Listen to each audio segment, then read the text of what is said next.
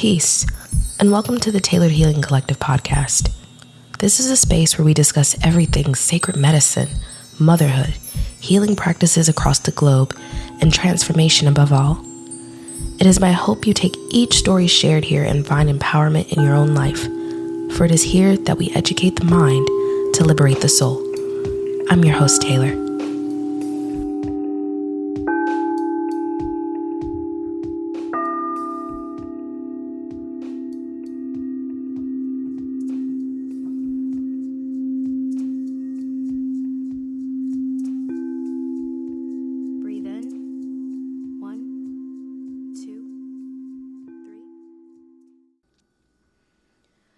Welcome to another enlightening episode of the Tailored Healing Collective podcast. Today, we will embark on a journey through history, unveiling the enigmatic Knights Templar and the influential Jesuit order. Additionally, we'll explore America's monopoly and discuss the critical topic of empowering women to build wealth for themselves and the future of generations to come.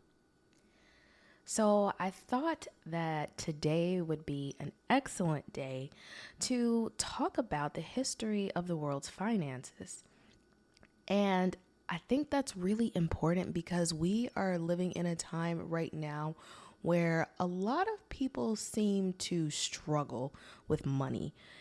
Not just money in itself, but the idea of wealth, what it is, where it comes from, how can we get more of it, how can we keep it, and in all the studies I've done over the years, I have seen that it is extremely important to understand the background of something before you even try to dive into what it actually is, or you won't be able to grasp the full meaning of it.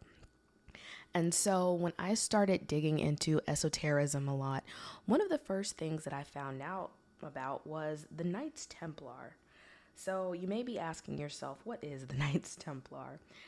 Well, to give you I guess a short little cheat sheet, the Knights Templar was an organization whose foundation essentially made what is today America's banking system, if you will. So let's talk about it a little bit. The origins of the Knights Templar was a large organization of devout Christians. During the medieval era, they were protecting European travelers visiting sites in the Holy Land while carrying out military operations. They were the earliest form of banking and transporting goods. So I found this really interesting because we always wonder, when did the trade of paper money for goods start? And I always take it back to, when we were using coins like silver, gold, and all these things, and wonder how we got to where we are. But there's always like this transition from money to different places. And you wonder, well, why in the world did we decide that it was a smart thing to do to start exchanging goods for other goods? It wasn't even, it didn't feel like a bartering system anymore, because eventually one thing got more worth than the other, and so we were kind of left in the dark. So the Knights Templar enabled trade for sovereigns, foreign merchants, and pilgrims. Now, the word pilgrim is really interesting. I have been obsessing about looking into the etymology of words, the root word, the base definition, and what it actually means. So when I looked it up, it said a pilgrim was a person traveling to a holy place. Now, the trading that was going on was between the Christians and the Muslims. And we have to think about the origin about a lot of these religions, where they were starting out, what was their background, who were they serving. And I found it really interesting, too, that they were essentially preaching the gospel. And again, let's pay attention to words. The gospel is God's spell. So preaching about the order of Jesus, if you will, is funny enough in itself, because who was Jesus but the son of Mary? Mary the Virgin. Virgin also does not mean woman who did not have intercourse. It means unmarried woman.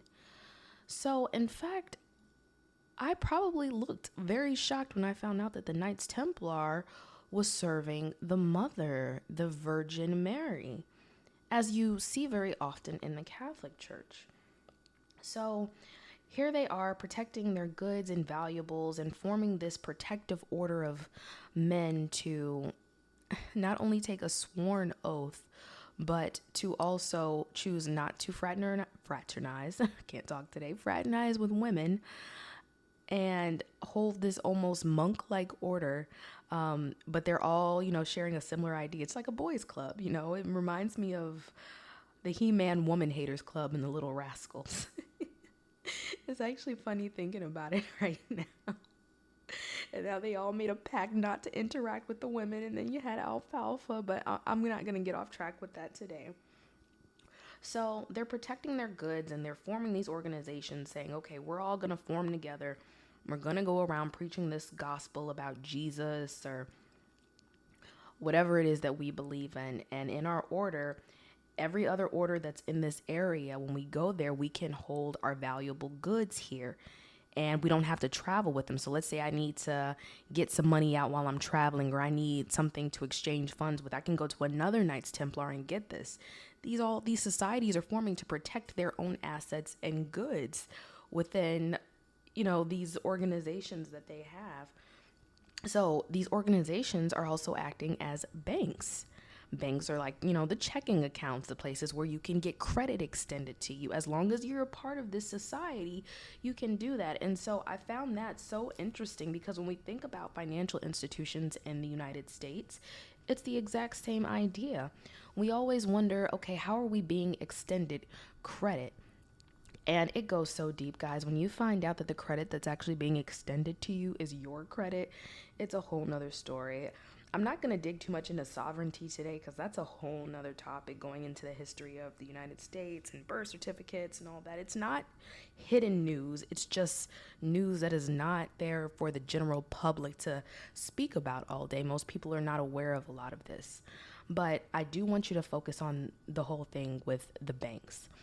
These organizations that these men essentially agreed to set up to protect each other and protect their valuable assets and say, oh, you can get from me, you can get this from me, and we'll protect each other as long as you promise not to fraternize with women and promise to spread this gospel truth. Funny, huh? My biggest question is, where were all the women when this was going on? I actually did read that there was one woman who was the only known woman in the Jesuit order. I cannot remember her name at the moment. That's really bad. I should have included that. But other than that, I could not find any history on women being a part of this. And I'm sorry, the Knights Templar said the Jesuit order. Now, the Jesuit order is kind of similar to me. From all the history that I've read, it just sounds like a boys' club who is preaching the truth of Jesus Christ. And usually on this podcast, I do not try to bring religion into this at all, but the religion is the basis of the world's financial systems, because if they're all agreeing to spread a certain truth that is essentially protecting them at the end of the day and creating the structure for this boys' club, well, what did you expect? What did you expect? But they're secretly in service to the mother. So when I think about the origins of these groups and what they're creating and what they've done, but in service to the mother, it's like they've known this whole time. These esoteric secrets always go back to the practice of the Sibyls. And the Sibyls were like the oracles back then. I know it's a long history for me to try to wrap your head around if you're new to this, but the Sibyls were very much like the sirens. And if we think about sirens, we think about water spirits, which makes a perfect connection as to why they use terms like banks. What is a bank but a centralized body of water with liquid running through its channel? Who's liquid? We are the liquid. We are the assets. We are the estate. So this is what it evolved to. Now, they say the Knights Templar got shut down over a long period of time, but rumors, right? They say it's still going on, but I've shown you, just a couple of the similarities where you see it's very similar to the organization of trading in the United States, in the Western world, in other places as well. So they did essentially revolutionize finance, because if you think about it, if people know that the only way to protect their social standing is to form groups where they all share similar ideas and similar values, you can kind of keep this going for like centuries on end. people can tend to be sheep a little bit. So they all want to agree with each other on these certain topics and subjects and also feel protected, because you have to remember they were traveling to these holy places, the holy places being Jerusalem, that whole area too. But what I want to emphasize on that is, when you think about someone traveling to a holy land, a spiritual place, a Mecca, if you will, it's because they are trying to get back in alignment with the original spirit, the spirit that they are copying and taking these ideas from to turn into their own. Because if the world was once a very abundant place, a place where everyone was helping everyone all the time, there were no secret societies, there were no orders, there was just abundance. The world was a fruitful place. You could go outside, pick a apple off a tree and not have to pay for it. But now someone got the idea saying, oh, well, let me take this original idea, chop, flip it, and reverse it a little bit and make sure that we all can keep all our goods together. That is, I'm not going to say this is about men, but that is a masculine thing, a very logical and structured way of being. And we all know that in Esoteric Secrets, it is a combination of the two. It is both the physical and the spiritual coming together. So, getting into how this continues to shape finance, especially in the United States, you want to think about who's running the country, essentially, at least on a tangible level, on a physical level. We say everybody is struggling for money. The banks own everything. They own the hospitals. They own the grocery stores. They own the gyms. Everything that sustains human life that is available for trade and commerce, they own. And they own it on a line of credit. So everybody is desperate to become a part of this system that essentially keeps everything separated in little fractions, It keeps them able to continue asking. Well, I don't even say they're asking. Continue to be a part of these systems where they can be in their own societies, where they all agree on a set of rules and not to do anything. But you see, it's very interesting how we don't hear about women involved with any of this. Even the Knights Templar, they wore red crosses on them. And I know most of y'all know, like, things like the American Red Cross. What does that symbolize? Well, in Christianity, they talk about Jesus dying on the cross with the crown of thorns. But I have shown in many a decode on my TikTok that everything started with the origin of the mother. So when you see the son sacrificed on a cross, it's really a replication of the Mother Mary and her halo, which is not a crown of thorns per se, but a crown of roses. Every rose has its thorn. And so you're like, okay, well, how is this connected to money? It's because money is not just money. Money is energy.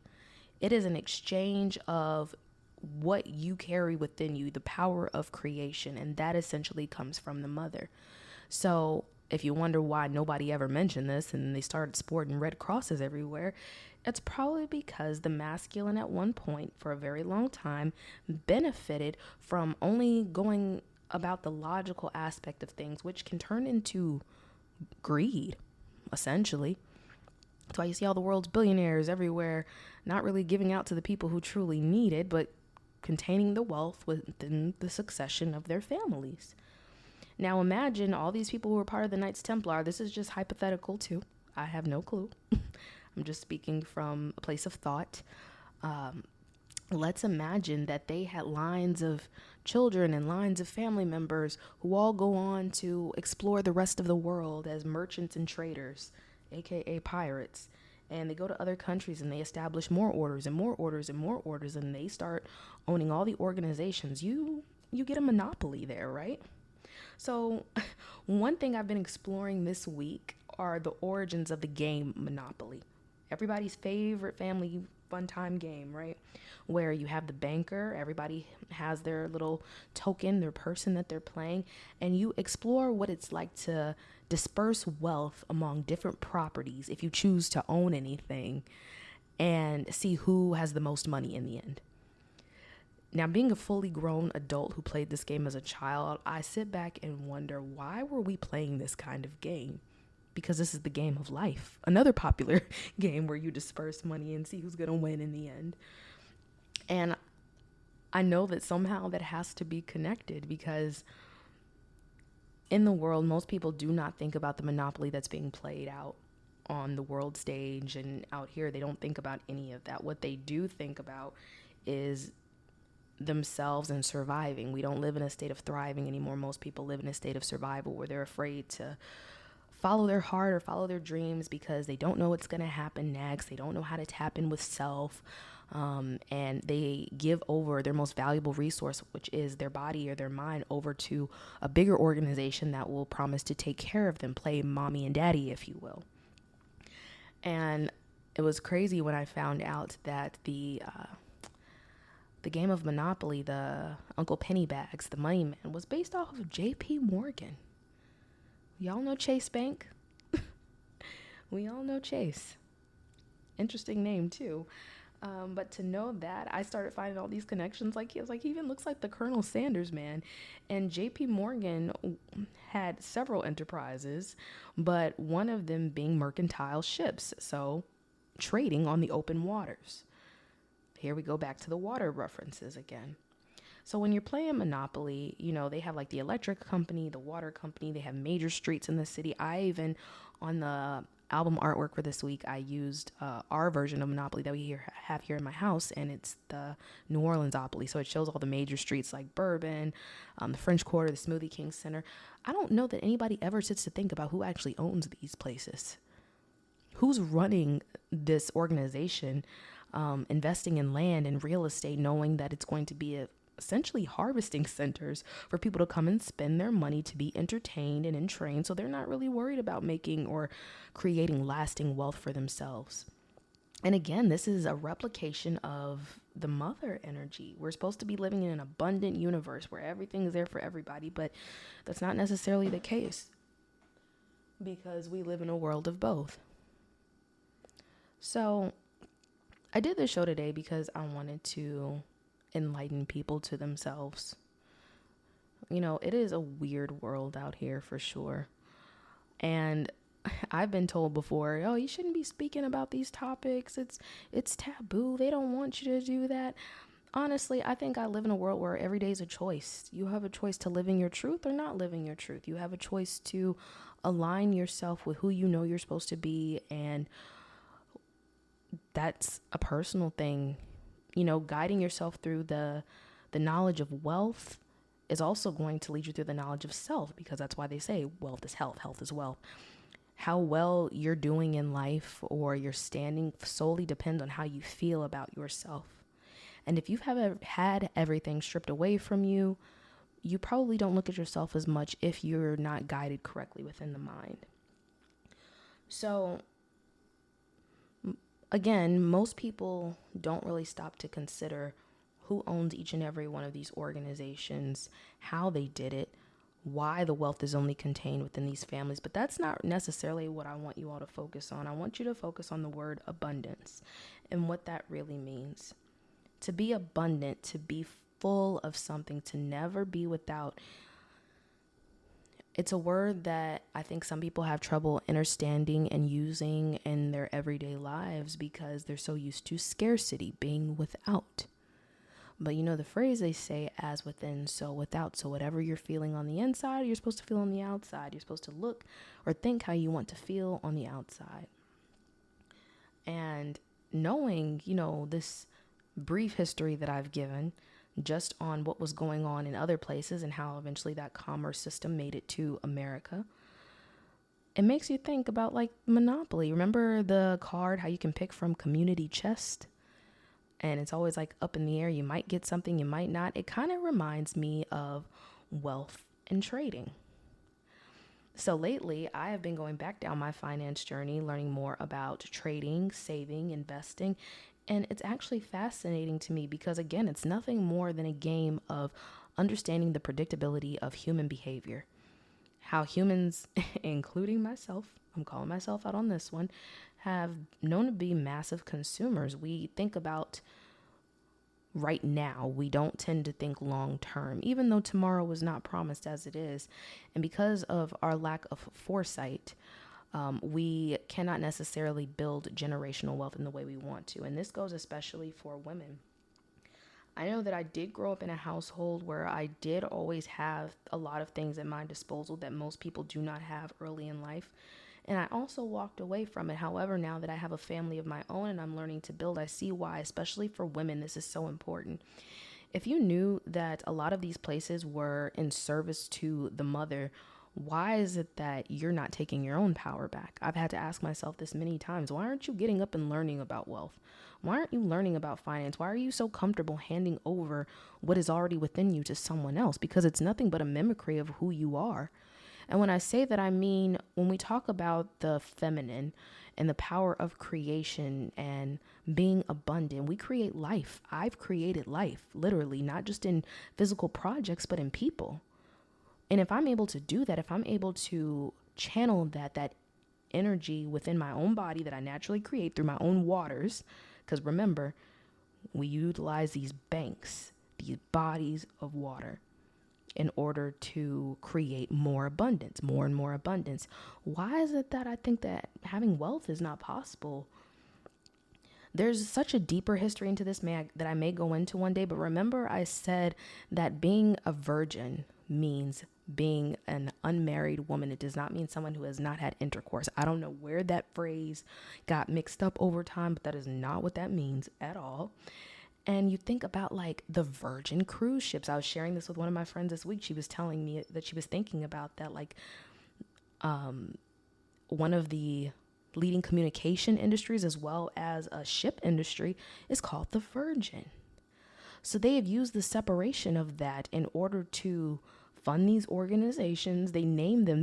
They name a lot of these organizations in the name of the mother, if you haven't realized, like Amazon, for example. Like the Queen Amazon, right?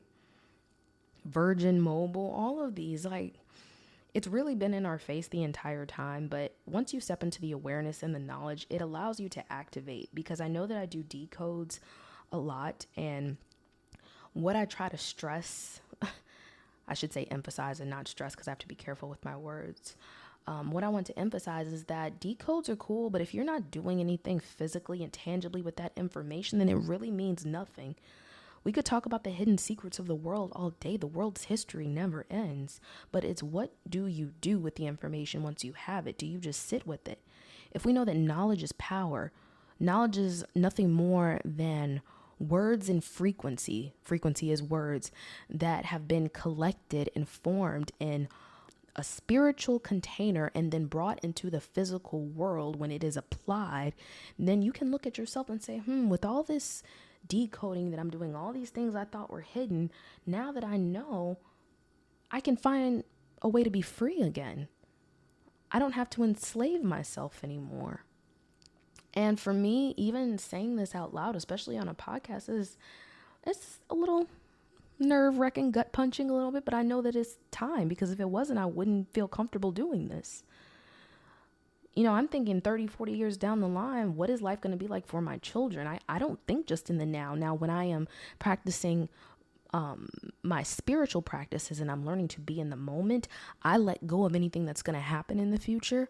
But I also do still at the same time, when I am planning and creating things, I think about what that looks like, because if we know that time doesn't really exist and it's a construct, the separation of this time from that time is no different. So the same way we saw the Knights Templar and the Jesuit orders at the beginning, creating these systems of trade, how much different is it from what we're experiencing right now, except on a larger level that is now moving into the digital space? So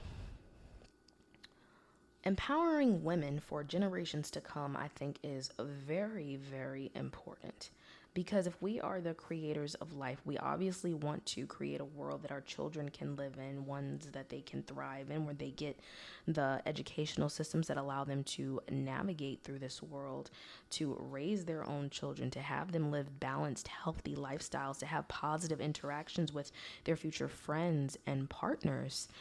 And one thing and one way that I have benefited off of this personally, like I said, is learning about trading and investing. I've gotten so used to short-term things that I never really considered that, hey, if I just put a little money here and there in things that are continually growing, because Americans people everywhere are massive consumers, that will grow over time. And it's free information. You can get on YouTube and watch them. I gained a friend recently over the past few months, and I have gone full blown into learning about how I can start trading and investing, because it's nothing more than exchanging a form of energy for another. That's all. Because at first I got in over my head and I was like, okay, trading, investments. Oh my gosh, I know nothing about it. I hated math in school. And it is, like I said, predictable human behavior. All you have to do is look at the events of the world. All you have to do is say, what's happening here, here, and here right now? 5 years ago, what was happening here? 5 years, what was happening here? If I put just like maybe a small amount of money whenever I can into this, will it grow over time? Of course it will. We know this, especially as mothers, because when we put the effort and the time into our children, they thrive as they get older because they hold those lessons. They gain interest. You'll see it's no different. They gain interest. They start to grow and thrive and become fruitful and multiply. You see how it keeps connecting back to like these biblical references? God said, be fruitful and multiply. They weren't just talking about kids. Anything that you touch, any creation that you have, becomes something that extends for long periods of time. If only you focus on giving the same amount of care and attention to it as you give to other things. Focusing on self is so important, something I'm realizing right now, because I've wasted so much time looking around at what everyone else was doing and thinking, oh, what I'm doing isn't enough, so I should just do this. I should do this. And I could never stay focused. I think a good farmer knows to spread his seed across many pieces of land, many areas, water it, care for it, and eventually watch it grow and thrive. So this isn't so much an episode to tell you, yeah, screw all them. They're doing all this, they're doing all that. I think this is a lesson of balance and divine order at the end of the day. Learning that what was done at the beginning of time, I almost believe it had to happen. It's like when you see someone get knocked off their horse and they have to figure out how to get back up again. For the divine feminine especially, because we have had to watch the systems of abundance controlled and manipulated so that it could only go down certain frequencies and channels when it was supposed to be spread everywhere, should be something that enlightens us to learn these things that may feel uncomfortable. And there are great women in finance all over. I've met some. I'm actually trying to get one on this show, my friend I told you about right now. But to know that it empowers you, because I know, especially being a wife, I watched my mother be a stay-at-home wife. I'm a stay-at-home wife. And at first, I was just comfortable with, oh yeah, just let him, I'll take care of the house because that's what I know how to do. I'm a nurturing spirit. I know how to care for children. I know how to be patient. And children are no different than watching wealth grow, because they are the wealth. They are the line of succession that you pass down your legacy to. Your legacy is the creations that you create throughout your life and you pass down so that it can create more. We want to create legacies, and I know like some people are like, yeah, I'm not good on a legacy. I just want to do whatever. And that's fine. But if we want to create the new world and we want to see ourselves in these positions that we were knocked down from at the very beginning, we have to really get a grip on what legacy means, what wealth means. Stop allowing it to scare us, because every time you get on YouTube and you click, you just see a bunch of finance bros and you don't see a lot of women. But it would be a lie if I said that they weren't out there, that they're not out there speaking, that they're not out there teaching. I'm becoming one of them. This is the first episode of Tailored Healing Collective podcast where I've ever discussed money, because it is something that has made me extremely uncomfortable. I would tell myself stories like, I don't have enough. I don't know how to save. I've foolishly spent so many times. I have knocked and ruined my credit being irresponsible, focused on the short term, never on the long term, because I was living in a state of survival. I was not thriving. But now as I readjust and realign to the frequency I'm supposed to be living at, which is infinite abundance, I course correct every single day. And you can do this by listening to affirmations. That helps me for sure. You can listen to lectures if that helps you. Write notes. That is definitely my recommendation. I have to go back and look at my notes all the time. And whenever, no matter how you earn your income, no matter how you have it, it is important for you to learn to build the wealth for yourself.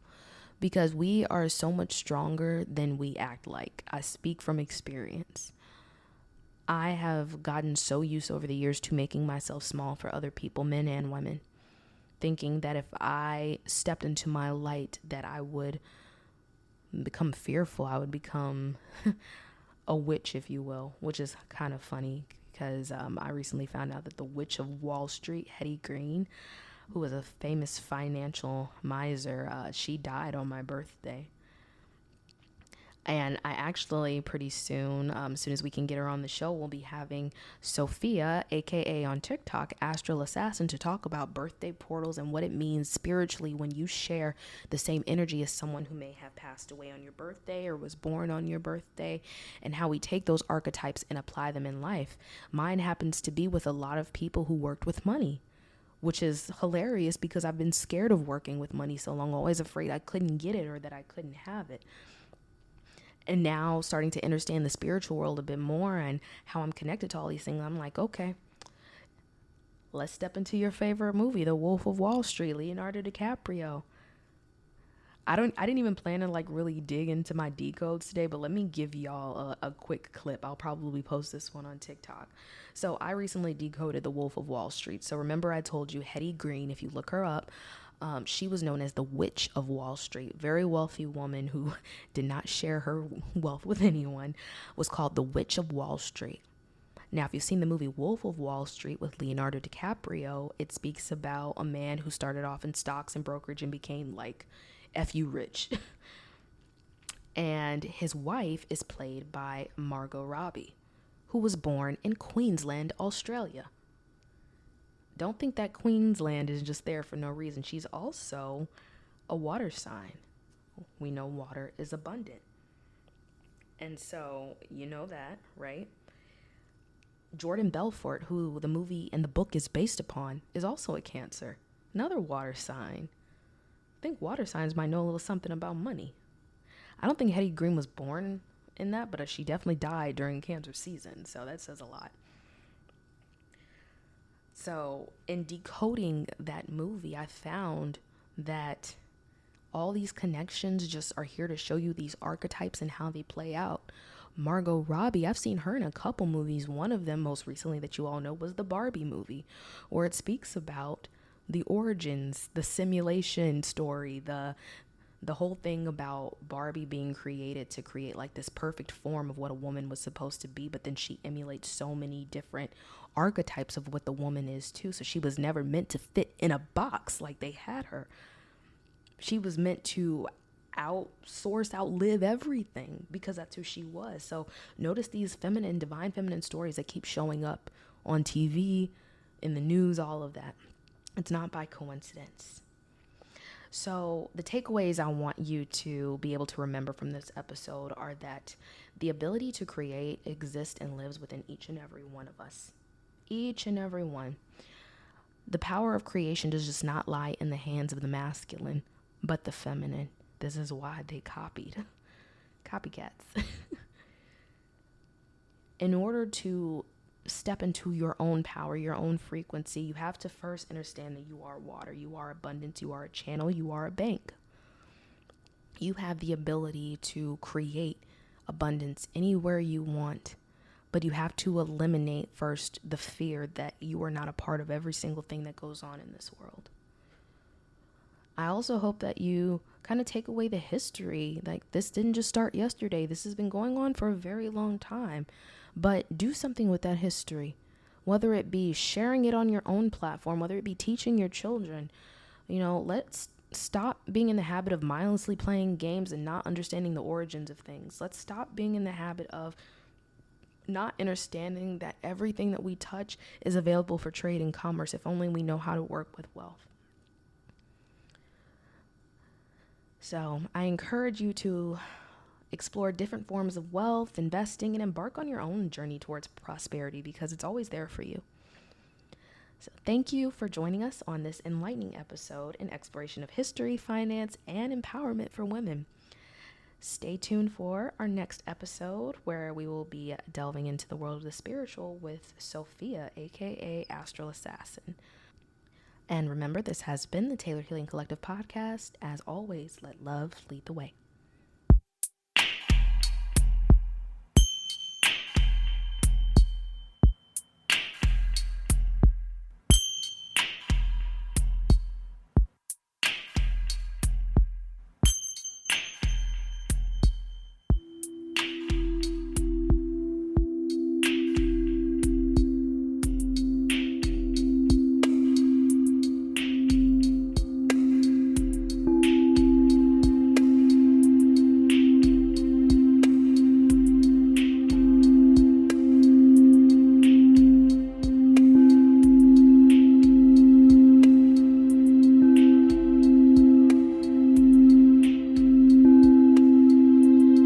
From the old, I have a crown of success. I am sure of what is coming, and let the universe do the rest. I don't know how, I don't know when, but I manifest what I want again and again. I don't know how, I don't know when, but I manifest what I want again and again.